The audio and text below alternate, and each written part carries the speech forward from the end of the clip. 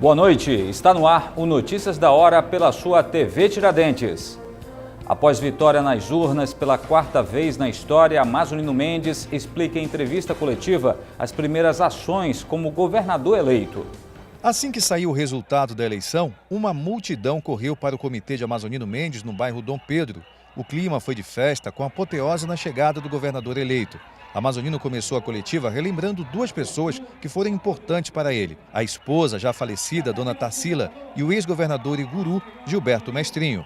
Dedicar esta vitória ao meu inesquecível, querido Gilberto Mestrinho. Quero dedicar, por igual, a minha já falecida esposa, Tarsila da Igreja Irmã. A primeira pergunta feita pelos jornalistas foi sobre os primeiros dias de governo e como fará para arrumar a casa. Eu vou nomear a comissão para o levantamento, para corrigir os dados e as informações para que a gente possa adentrar no governo assim que nos conferirem a posse, já com base, com algum conhecimento para governar. E o presidente dessa comissão de transição, eu já escolhi, será o doutor Francisco Deodato Guimarães. Fábio Melo, da Rede Tiradentes.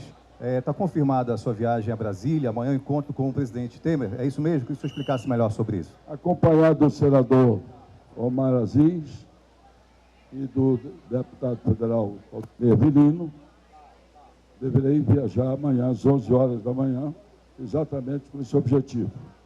Nós seríamos recebidos pelo excelente senhor presidente às 18 horas de amanhã.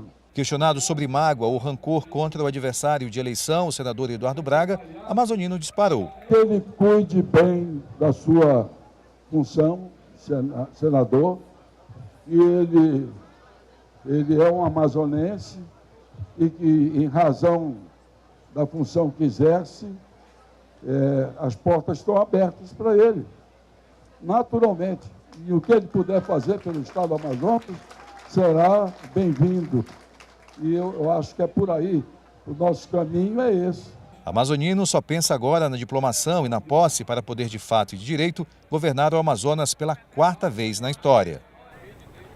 Sobre esse encontro com o presidente Michel Temer, esse encontro já aconteceu. Daqui a pouco você pode conferir mais informações, inclusive fotos desse encontro entre Amazonino e Michel Temer no nosso portal da Rede Tiradentes. É só acessar. Eduardo Braga e Marcelo Ramos seguem juntos, independente do resultado, mas evitaram falar de 2018.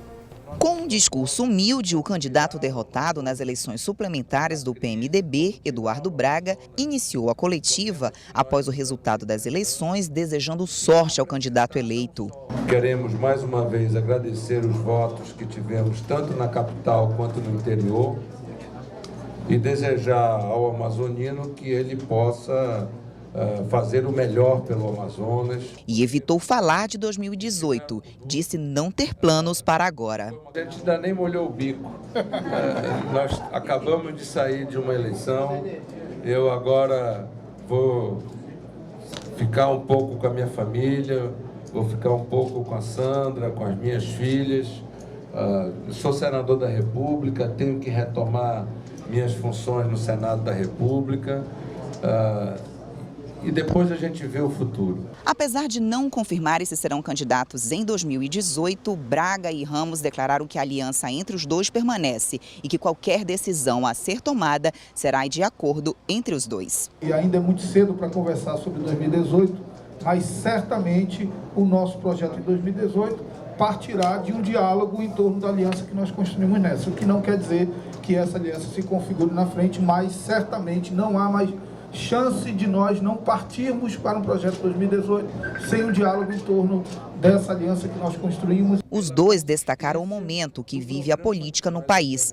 E uma prova foi os números apontados nos votos nulos, brancos e abstenção. Há de muito diferente nessa eleição é o momento que vive o país e o momento que vive o eleitor em relação à política.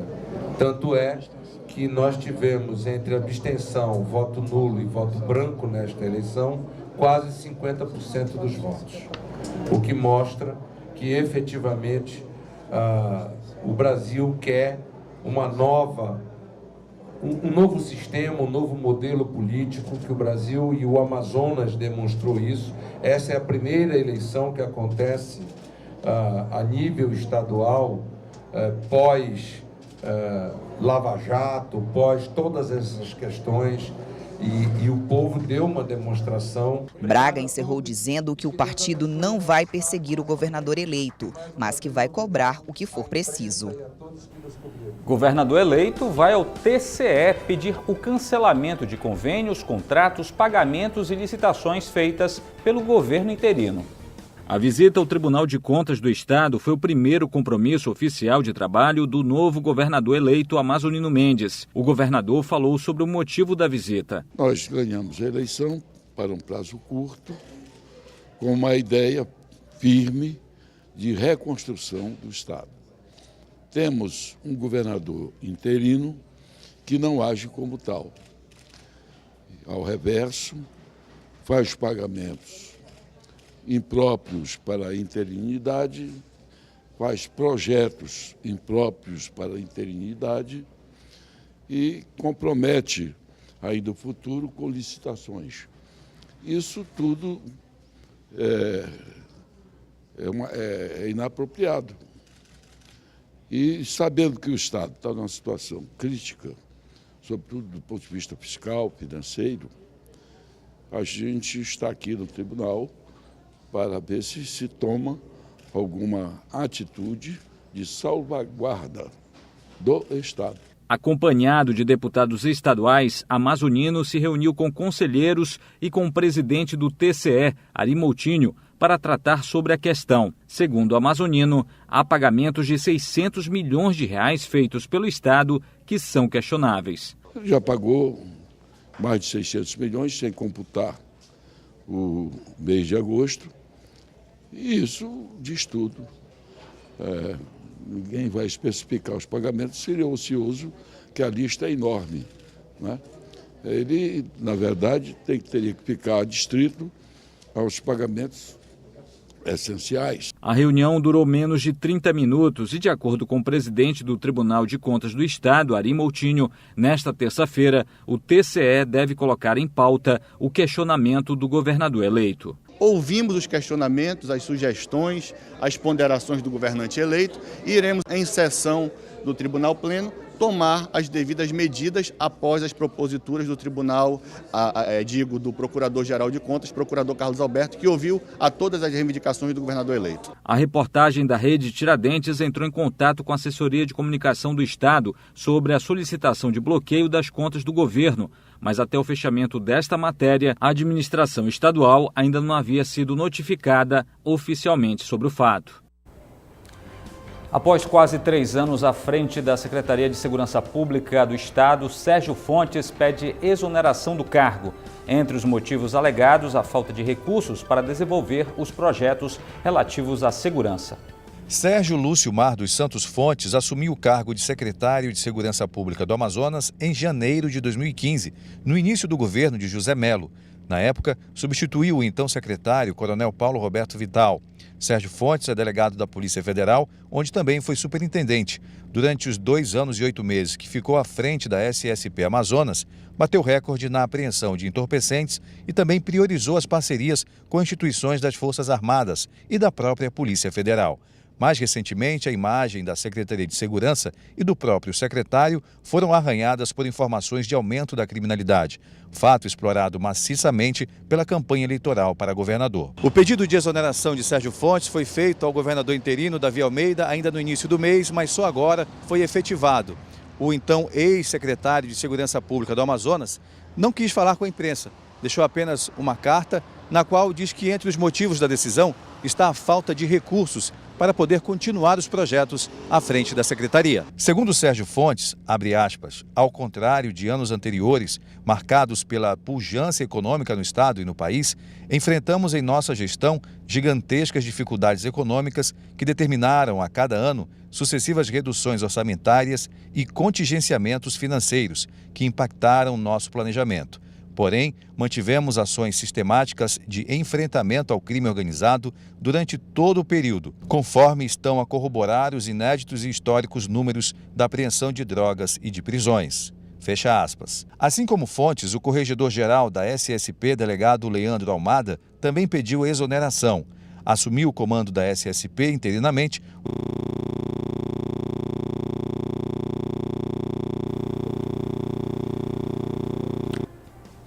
O projeto piloto da Defensoria Pública promete acabar com as filas.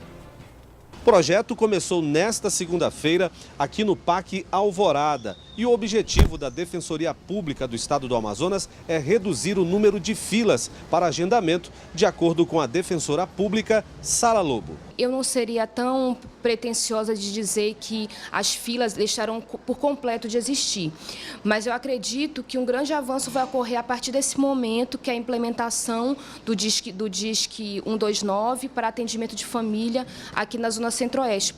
O projeto piloto está sendo implantado na unidade descentralizada da Defensoria Pública do Estado do Amazonas no pronto atendimento ao cidadão do bairro Alvorada, na zona centro-oeste de Manaus. O local atende às questões da área de família para quem mora naquela região da cidade. É o que destaca a defensora pública Sara Lobo. Divórcio, seja consensual, quando existe acordo entre as partes envolvidas, seja litigioso, quando não existe um acordo inicial, mas pode ser que em juízo até ocorra um acordo. Ações de reconhecimento de solução de união estável, isso é quando as pessoas não são civilmente casadas, mas vivem como se casadas fossem, e aí existe uma série de direitos e obrigações nessa relação já, inclusive homoafetivas. Inicialmente serão agendados 25 atendimentos por dia de segunda a quinta-feira, de 8 da manhã às 14 horas. As sextas-feiras serão reservadas para as audiências de conciliação e retornos. Depois de 90 dias, o projeto será avaliado para a possibilidade de ampliação para outras unidades da Defensoria Pública. Passadas as eleições suplementares, o eleitor precisa ficar atento aos prazos para se regularizar junto à Justiça Eleitoral. As eleições inéditas no país mostrou para o Amazonas a insatisfação do eleitor com o atual cenário político local. Mesmo com dois velhos nomes conhecidos na disputa do segundo turno, os altos números de abstenção, 633.914 pessoas deixaram de votar, número ainda assim considerado dentro da média pelo Tribunal Regional Eleitoral, como explica o diretor-geral do TRE, Messias Andrade. Considerando que historicamente o segundo turno, a abstenção é bem maior que o primeiro turno, de forma surpreendente a abstenção nesse segundo turno praticamente foi a mesma do primeiro turno, ou seja, em torno de 24%, 25%, o que é algo muito aceitável se nós formos considerar a instabilidade jurídica que foi instalada nesse pleito. Mas o que chamou a atenção nessas eleições foram os votos nulos, que ultrapassaram os 342.280 votos, e os votos brancos, que somaram 70.441, confirmando a insatisfação do eleitor amazonense com os nomes disponíveis atualmente. O branco e nulo foi um pouquinho acima da média. Ninguém sabe quais são as causas, talvez o pouco tempo para a divulgação das propagandas eleitorais, talvez os candidatos não tiveram tempo e dinheiro adequado para apresentar suas propostas, mas isso não cabe a nós avaliarmos. O nosso principal objetivo era executar esse pleito num prazo exíguo e nós cumprimos nossa missão institucional. Passadas as eleições suplementares, o TRE volta às atividades para a biometria em todo o estado. Quem ainda não realizou o cadastro precisa agendar o serviço no site do TRE, que é o www.tre/am.jus.br, a partir do dia 15 de setembro. Um trabalho que foi interrompido e comprometido, segundo o diretor Messias Andrade. E voltamos nossos esforços totalmente para tentar fazer biometria em todo o estado. Sabemos que é algo que está seriamente comprometido por conta da seleção suplementar, mas nós vamos procurar fazer o nosso melhor e entregar o maior número de municípios com biometria para que o próximo presidente, quando assumir em maio, possa dar continuidade no trabalho. Quem não votou nas eleições suplementares no primeiro e no segundo turno precisa esperar o prazo de 60 dias para procurar um cartório eleitoral e justificar a ausência nas urnas. E a reportagem da Rede Tiradentes foi às ruas da cidade para saber o que o eleitor espera do novo governador do Amazonas. Definidas as eleições, Amazonino Mendes é o novo governador do estado do Amazonas. A população vai dizer o que quer da nova administração. Hoje nós não temos segurança, nós não temos saúde, educação ruim. Deixa eu ver. Várias das coisas que o governo atual não fez para nós. Então, se o senhor fosse fazer um pedido, a segurança era o primeiro? Em primeiro lugar, segundo a educação e depois a saúde. 3 pedidos seriam fundamentais: melhoria na educação, melhoria na saúde e a melhoria no número de desemprego, que está muito grande. Encontrou com o governador agora, quais os seus pedidos para ele em relação à cidade e ao estado do Amazonas? Em primeiro lugar, pediria para ele regularizar o pagamento das cooperativas médicas que estão em atraso.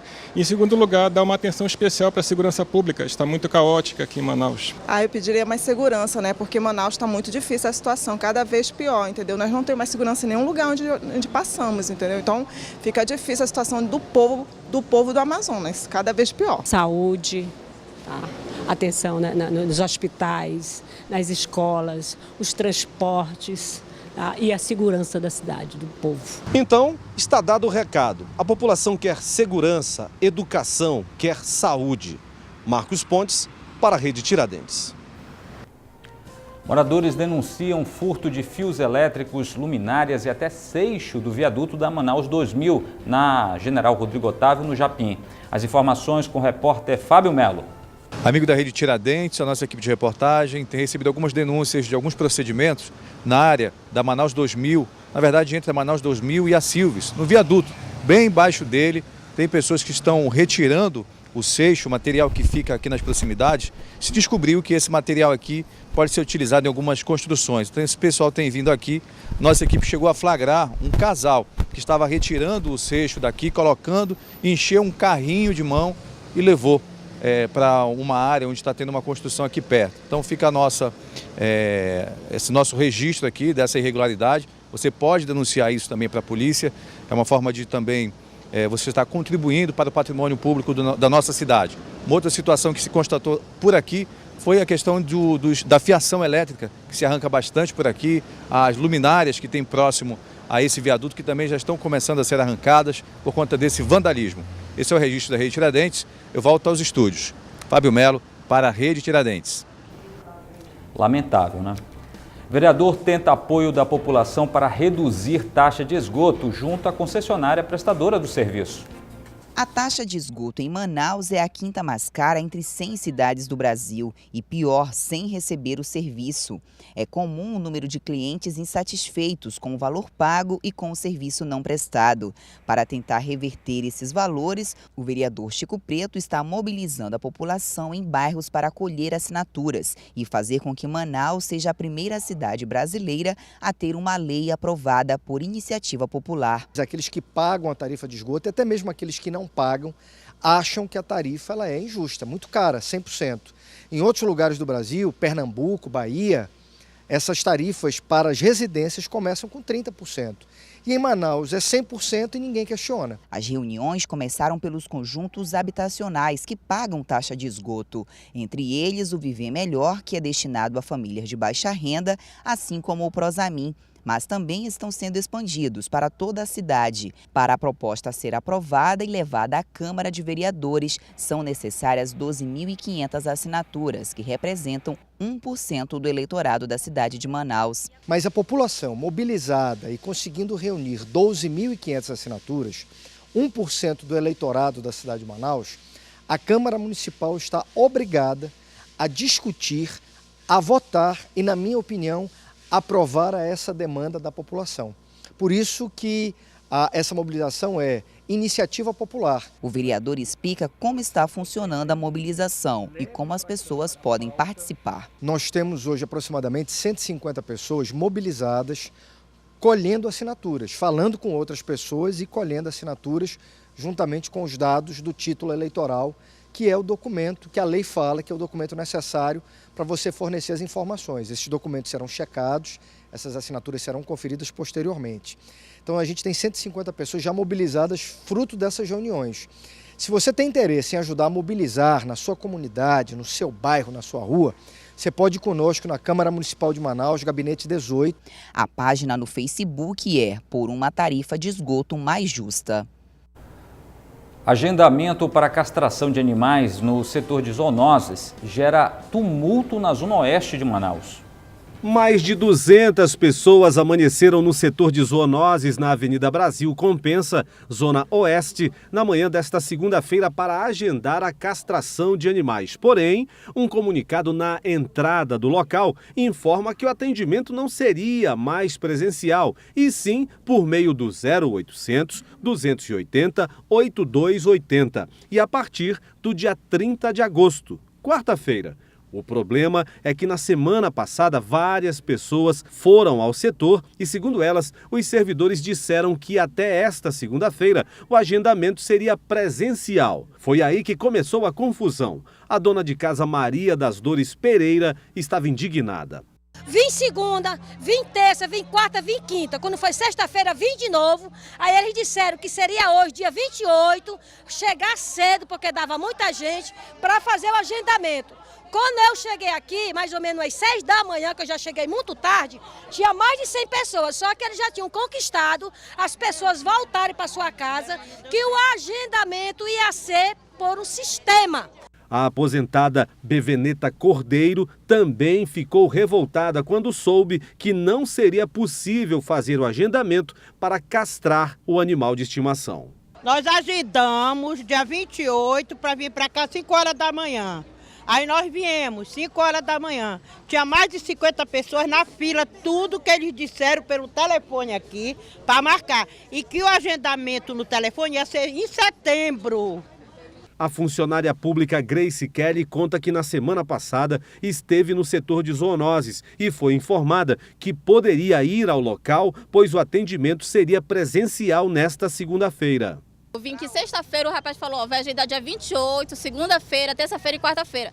E tá no site para agosto e para setembro. Ele falou que ia fazer o agendamento pessoalmente, ia dar 100 fichas. Eu cheguei aqui de madrugada, 4h30 da manhã. Teve gente que chegou aqui 11 horas da noite, estava uma fila enorme aqui. E depois de toda a pressão das pessoas que vieram aqui fazer o agendamento para a castração dos animais, um comunicado deixou todo mundo alegre. Vamos atender as prioridades. O agendamento pelo 0800 inicia a partir deste dia 30 de agosto. Para a Rede Tiradentes, Marcos Pontes. E no quadro Ruas da História, vamos conhecer quem foi o personagem que dá nome à rua Rui Barbosa.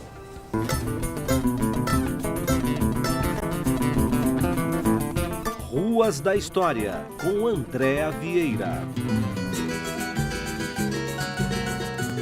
Antes de ganhar o nome atual, essa rua foi chamada primeiro de Doutor Jorge de Moraes, depois Campos Sales e, por fim, Rui Barbosa, nomenclatura obtida por meio de uma resolução de 11 de novembro de 1890, de autoria do então superintendente José Carlos da Silva Teles. Apesar de ser bem curtinha em sua extensão, ela é o ponto de referência para quem busca comprar óculos de grau e de sol.